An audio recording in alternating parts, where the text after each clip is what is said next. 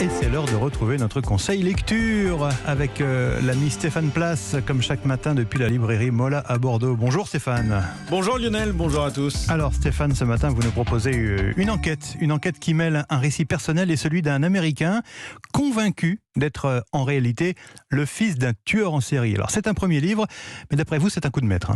Une passion pour les faits divers depuis l'adolescence. Manon Gauthier en a fait sa spécialité professionnelle en tant que journaliste. À ses débuts, au journal Le Parisien, la jeune reporter découvre qu'un Américain de 40 ans, Gary Stewart, enfant adopté, vient de publier un bouquin dans lequel il prétend que son père biologique est le tristement célèbre tueur du Zodiac. Vous savez, ce criminel qui a sévi en Californie à la fin des années 60, sans jamais être identifié et qui a envoyé de mystérieuses lettres codées aux journaux. Intrigué, Manon Gauthier contacte Gary Stewart, échange avec lui, jusqu'au jour où cette histoire de prétendue filiation entre en résonance avec celle de la journaliste qui s'interroge, elle, sur les circonstances de la mort de son propre père qui s'est noyé à l'âge de 50 ans. Les pièces manquantes et le récit croisé de ces deux quêtes. Un récit qui a marqué Émilie Sabatier, libraire chez Mola. Alors moi, ce qui m'a énormément plu, c'est justement de me dire que cette enquête était aussi une quête de soi. Ça peut se lire comme un polar, mais en même temps, il y a toutes les meurtrissures intimes des personnages, que ce soit la journaliste qui fait vraiment son introspection, qui revient sur son père, qui était-il et pourquoi est-il mort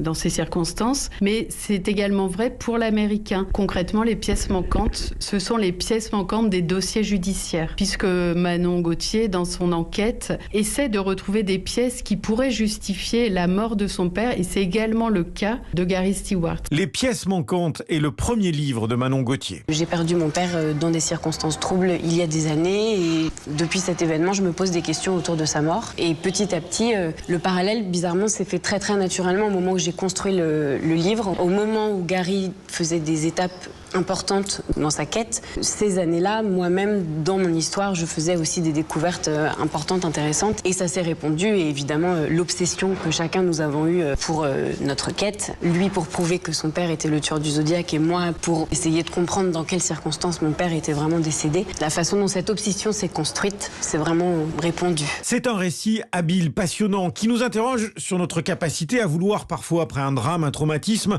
nous auto-convaincre. D'où l'impérieuse nécessité de s'attacher aux faits, à la réalité et d'aller chercher les pièces manquantes. Les pièces manquantes de Marion Gauthier, conseil lecture de Stéphane Place tous les matins sur Europe 1 avec la librairie Mola à Bordeaux. On vous retrouve demain à la même heure Stéphane, à demain.